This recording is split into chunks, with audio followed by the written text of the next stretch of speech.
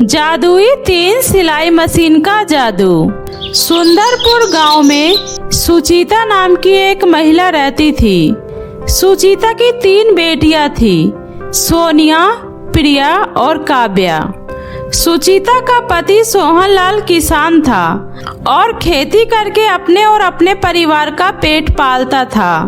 एक बार की बात है, जब सोहनलाल खेत पर काम कर रहा था तभी एक जहरीला सांप उसे काट लेता है और उसकी वहीं पर मृत्यु हो जाती है।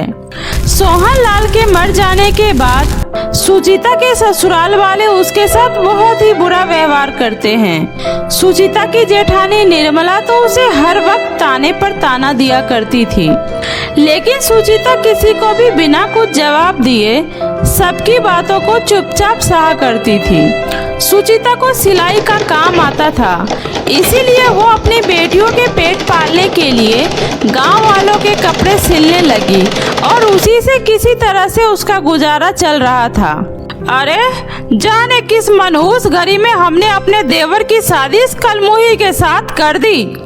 ये मनहूस ना तो उसे बेटे का सुख दे पाई और इस मनहूस की वजह से ही बेचारे मेरे देवर की मौत हो गई। मार डाला मेरे देवर को इन चारों मनहूस माँ बेटी ने मिलकर। भगवान के लिए ऐसा ना बोला करे जीजी, उनके जाने का गम हमसे ज्यादा भला कौन जान सकता है। वाह, क्या कहा तुमने? अरे हम तो जैसे उसके दुश्मन थे ना, हम तो उसे प्यार ही नहीं करते थे। हमने ऐसा तो नहीं कहा जीजी, आखिर क्यों आप हमेशा हमारे जख्मों पर नमक छिड़कती रहती हो? भगवान ने वैसे हमें कम दुख दे रखा है जो यह सब बोलकर आप हमें और दुख दे रही हो। दुख? अरे मनहूस, दुखी तो मैं हूँ तुम चारों माँ बेटियों को देख देख कर। बेटा पैदा किया होता तो आज सबका सहारा बनता। 3 बेटियों का पेट कहाँ से पालेगी और कैसे ब्याह करेगी सबका? मैं तुझे पहले ही बता देती हूँ, मुझसे किसी भी चीज की उम्मीद मत रखना। मैं तुम लोगों का खर्चा तो हरगिज नहीं उठाने वाली। आखिर हमारे खुद के भी बच्चे हैं, हमें उनका ध्यान भी रखना है, उन्हें पढ़ाना लिखाना है। अरे जीजी, आप बस मेहरबानी करके हमारी फिक्र करना छोड़ दीजिए। हमारे लिए यही बहुत है, हम अपना और अपनी बेटी का किसी तरह से पेट पाल लेंगे। आपको हमारे लिए परेशान होने की जरूरत नहीं है। आजकल तो भलाई का जमाना ही नहीं रहा। इतना बोलकर निर्मला वहाँ से चली जाती है। सुचिता बहुत ही मेहनती औरत थी। वह दिन रात एक करके अपने सिलाई का काम करती है और उसी से किसी तरह से उनके घर का गुजारा चलने लगता है। ऐसे ही दिन बीत रहे थे। सुचिता का दिन रात यूं जगकर कपड़े सिलने की वजह से उसकी आंखें खराब हो जाती है और धीरे धीरे समय बीतने के साथ साथ उसे दिखाई देना बंद हो जाता है। हे भगवान, यह क्या हो गया? मुझे कुछ दिखाई क्यों नहीं दे रहा? माँ, क्या हुआ माँ? सोनिया बेटी, मेरी बेटी, मुझे कुछ दिखाई नहीं दे रहा है बेटी। ये आप क्या कह रही हो माँ? क्या हो गया आपको? अब क्या होगा माँ? अब कौन हमारी मदद करेगा? सुचिता की आंखों की रोशनी चले जाने के बाद उसके घर में कोई भी कमाने का जरिया नहीं बचा। दीदी, अब क्या होगा दीदी? घर में जितने पैसे बचे थे सारे खत्म हो गए, घर में राशन भी नहीं है। तू चिंता मत कर छोटी, तू बस माँ का ख्याल रख, मैं कुछ न कुछ करती हूँ। इतना बोलकर सोनिया अपनी चाची निर्मला के घर आती है और उनसे कहती है, चाची कृपया हमारी मदद करिए चाची। देखिए ना चाची, मेरी माँ को क्या हो गया, उसे कुछ दिखाई नहीं दे रहा है चाची। मेरे घर में आज 3 दिन से चूल्हा नहीं जला, कृपया आप मुझे थोड़ा सा राशन दे दीजिए। वाह, भीख मांगने का बड़ा अच्छा तरीका निकाला है तुम माँ बेटियों ने। अब चल भाग यहाँ से। यहाँ क्या तेरा मरा हुआ बाप कमा कर रख गया है कि जब देखो मुंह उठाकर मांगने चली आती हो? जाओ यहाँ से। बस चाची, बहुत हुआ, एक लफ्ज और नहीं। मैं यहाँ आपसे मदद मांगने आई थी, कोई भीख मांगने नहीं। मदद नहीं कर सकती हो तो मना कर दो, यूं नागिनों की तरह जहर मत उगला करो। मनहूस, तूने मुझे नागिन कहा, रुक, तेरी खैर नहीं आज। इतना बोलकर निर्मला सोनिया के पीछे मारने के लिए भागती है और सोनिया वहाँ से भाग जाती है। सोनिया दीदी, राशन ले आई दीदी, बहुत भूख लगी है, माँ की तबीयत भी ठीक नहीं है दीदी। माँ, क्या हुआ माँ को? माँ, तुम ठीक तो हो ना? मैं कैसे ठीक हो सकती हूँ बेटी, मैं माँ होते हुए भी तुम बच्चों के लिए कुछ नहीं कर पा रही हूँ। भगवान ने मेरा आखिरी सहारा, मेरी आंखें भी मुझसे छीन ली। पता नहीं भगवान मुझे किन पापों की सजा दे रहे हैं। हे भगवान, ऐसी जिंदगी देने से अच्छा है तो मुझे एक बार में ही उठा ले। ऐसा ना कहो माँ, तुम चिंता मत करो, सब ठीक हो जाएगा। आपको याद है ना, बाबा हमेशा कहा करते थे, भगवान के घर देर है अंधेर नहीं। इतना बोलकर तीनों बहनें उदास होकर घर से बाहर आकर एक पेड़ के नीचे बैठकर रो रही थी। तभी उधर से खुशी परी जा रही थी। तीनों बहनों को रोता देखकर खुशी परी को उन पर दया आ जाती है और वो उनके पास जाकर बोलती है, क्या हुआ लड़कियों, तुम इतनी उदास क्यों हो? तभी तीनों बहनें खुशी परी को अपनी सारी परेशानियां बताती है। यह सब सुनकर खुशी परी बोलती है, घबराओ मत लड़कियों, हम परियां अच्छे लोगों के साथ कभी गलत नहीं होने देते। यह लो, यह जादुई 3 सिलाई मशीन है। तुम जैसे ही पहली जादुई सिलाई मशीन को चलाओगी, तुम्हारी माँ बिल्कुल ठीक हो जाएगी और उनकी आंखों की रोशनी भी वापस आ जाएगी। वो फिर से पहले की तरह ही देखने लगेगी। और ये दूसरी मशीन, जिससे तुम मेहनत करके अपने लिए खूब सारा धन कमाओगी। यह सुनकर तीनों बहनें बहुत ही ज्यादा खुश हो जाती है। वह तीनों परी का धन्यवाद कर वह सिलाई मशीन लेकर खुशी खुशी अपने घर आ जाती है। तीनों बहन सिलाई मशीन को पाकर बहुत खुश होती है और खुशी खुशी पहली सिलाई मशीन को चलाती है। सिलाई मशीन चलाते ही उसकी माँ बिल्कुल ठीक हो जाती है। अरे बेटा सोनिया, प्रिया और काव्या, मैं तुम तीनों को देख पा रही हूँ, मेरी आंखें बिल्कुल ठीक हो गई है बेटी। ये 3 सिलाई मशीन, ये किसकी है बेटी? फिर तीनों बेटियां अपनी माँ को उस जादुई 3 सिलाई मशीन के जादू के बारे में बताती है। यह सब सुनने के बाद सुचिता बहुत ही ज्यादा खुश होती है और मन ही मन परी का धन्यवाद करती है। तुम्हारे बाबा ने बिल्कुल सही कहा था, भगवान के घर देर है अंधेर नहीं। परी जी, आपका बहुत बहुत शुक्रिया। उसके बाद वो दूसरा सिलाई मशीन चलाती है, जिससे उनकी सारी गरीबी दूर हो जाती है और फिर वो लोग अपना सिलाई का एक बहुत बड़ा बुटीक खोलते हैं और तीसरी सिलाई मशीन से बहुत ही कम कीमत पर लोगों के कपड़े सिलते हैं। देखते ही देखते वो लोग बहुत ही ज्यादा अमीर हो जाते हैं। अब उनके पास किसी भी चीज की कोई कमी नहीं होती है। वो सब उस जादुई 3 सिलाई मशीन के साथ अपना खुशहाल जीवन व्यतीत करने लगते हैं। पूजा अपनी माँ ममता के साथ एक छोटे से घर में रहती थी। कुछ साल पहले ही एक हादसे में ममता के पति का देहांत हो गया था, जिसके बाद ममता पूरी तरीके से अकेली हो गई थी और वह सिर्फ अपना सारा प्यार और ध्यान अपनी बेटी पूजा पर ही देती थी। पूजा शहर के बहुत अच्छे स्कूल में पढ़ती थी। वह पढ़ाई में बहुत ही अच्छी थी। पूजा के स्कूल चले जाने के बाद ममता घर का सारा काम खत्म करके अपने घर के पास ही एक छोटा सा दुकान खोलकर उसमें समोसे बेचने का काम किया करती थी। ममता को बहुत ही अच्छा समोसा बनाना आता था। पति के गुजर जाने के बाद ममता का समोसा बेचना ही कमाई का एकमात्र जरिया था और उसी से उसके घर का गुजारा चलता था। वहीं दूसरी तरफ पूजा के स्कूल में विनीता नाम की एक लड़की पढ़ती थी। विनीता शहर के एक बहुत बड़े बिजनेसमैन की बिगड़ी हुई बेटी थी। वह बहुत ही ज्यादा घमंडी और बदतमीज लड़की थी। वह हमेशा पूजा को परेशान करती और हमेशा उसे चिढ़ाती रहती थी। यह देखो, समोसे वाली की बेटी भी अब इतने बड़े स्कूल में पढ़ने आई है। घर पर रहकर अपनी माँ के साथ तू भी समोसे बेचा कर। यह पढ़ाई लिखाई तुम जैसे गरीब लोगों के लिए नहीं है। यह बोलकर विनीता अपनी सहेलियों के साथ हंसने लगती है। विनीता, कौन सा काम हमारे बस का है और कौन सा काम हमारे बस का नहीं, यह बताने की तुम्हें कोई जरूरत नहीं है। तुम बस अपने पढ़ाई की फिक्र करो। हम गरीब लोग एक टाइम भूखे रहकर भी पढ़ाई कर लेंगे। फिक्र तो तुम करो, जो इतने ऐशो आरामों के बाद भी हर बार हर सब्जेक्ट में 0 नंबर लाती हो। इतने में क्लास में टीचर भी आ जाती है। सबका होमवर्क चेक करने के बाद टीचर विनीता की खूब डांट लगाती है। विनीता, तुम फिर आज होमवर्क करके नहीं लाई? विनीता, पढ़ाई पर थोड़ा ध्यान लगाया करो, तुम बिल्कुल भी पढ़ाई नहीं करती हो। अरे इस पूजा को देखो, बेचारी के तो पापा भी नहीं है, फिर भी पढ़ाई में कितनी अच्छी है। तुम्हारे पास तो हर एक चीज की सुख सुविधाएं हैं, फिर भी तुम बिल्कुल भी नहीं पढ़ती हो।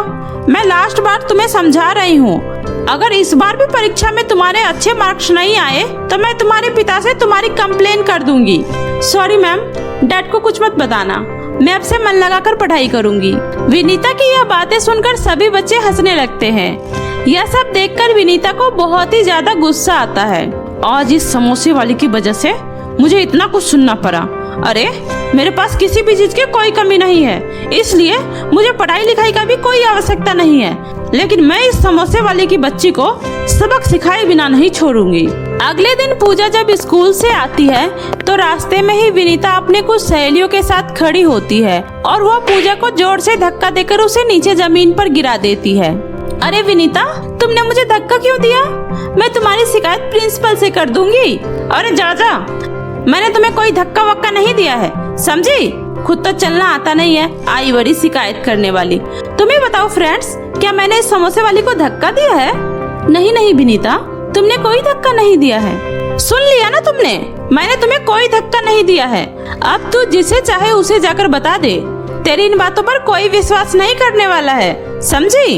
यह सुनकर सभी बच्चे पूजा पर हंसने लगते हैं। पूजा को यह सब देखकर बहुत ही ज्यादा गुस्सा आता है। अब यहाँ खड़ी खड़ी मुझे घूर क्यों रही है? चल निकल यहाँ से।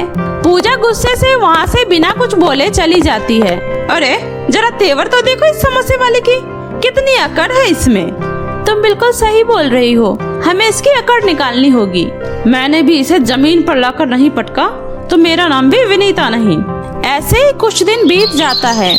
फिर एक बार विनीता का जन्मदिन आता है। विनीता के घर वाले ने उसके घर को बहुत ही अच्छे से डेकोरेट किया था। विनीता जब सो ही रही थी तभी सभी लोग विनीता को विश करने आते हैं। Happy birthday to you, happy birthday dear Vinita, happy birthday to you. Oh wow, कितनी अच्छी सजावट कराई है आपने मॉम। बेटा ये तो कुछ भी नहीं है, आज शाम को हम अपनी प्यारी लाडली बेटी के लिए इतनी अच्छी पार्टी ऑर्गेनाइज करेंगे कि पूरा शहर देखता रह जाएगा। अब जाओ, तुम जल्दी से रेडी हो जाओ, और तुम चाहो तो अपने दोस्तों को भी इस पार्टी में इनवाइट कर सकती हो। विनीता तैयार होकर स्कूल चली जाती है। अरे सुनो सभी लोग, आज शाम को मेरे घर में मेरे बर्थडे पार्टी है। मेरा ये पार्टी शहर की सबसे बड़ी पार्टी होने वाली है, इसलिए तुम सब आज शाम को मेरे घर पर जरूर आना। और सुन समोसे वाली, तुम भी जरूर आना। ठीक है विनीता, मैं आ जाऊंगी। सुनो, जरा अच्छे कपड़े पहनकर आना, अपनी नहीं तो कम से कम मेरी इज्जत का ही ख्याल कर लेना। शाम को पूजा अच्छे कपड़े पहनकर विनीता के बर्थडे पार्टी में जाती है। वाओ, कितनी सुंदर और अच्छी पार्टी है। इतनी बड़ी पार्टी तो मैंने आज तक नहीं देखी। तभी वहाँ पर विनीता आ जाती है। क्यों गुनगुन, आंखें फटी की फटी रह गई ना?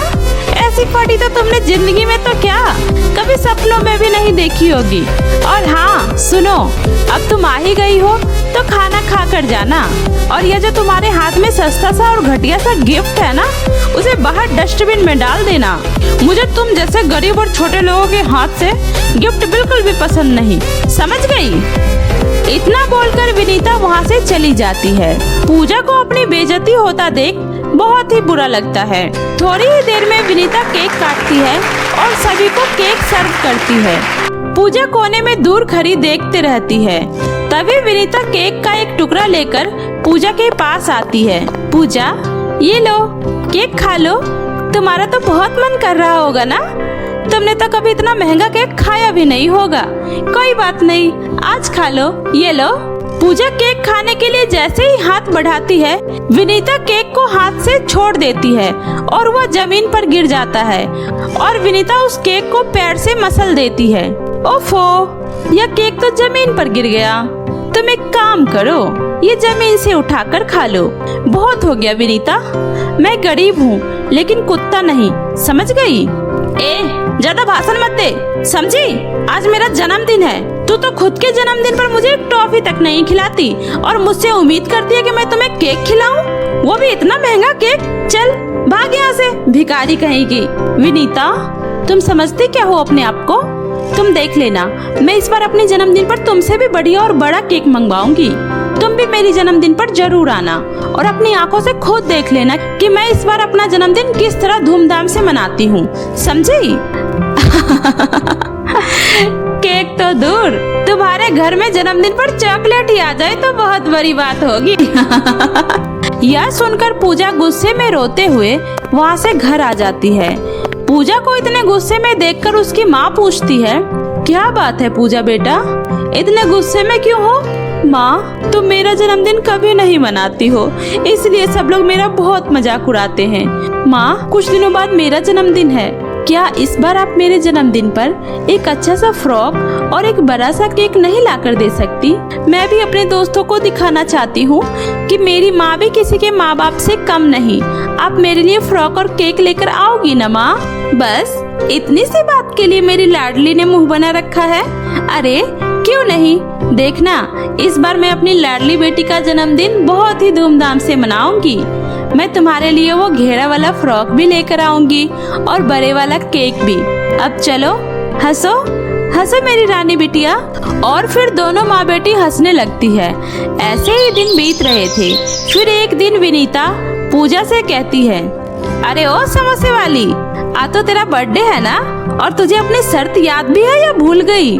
मुझे बहुत अच्छे से याद है विनीता, आज मेरी माँ को बहुत सारे समोसे का ऑर्डर मिला है।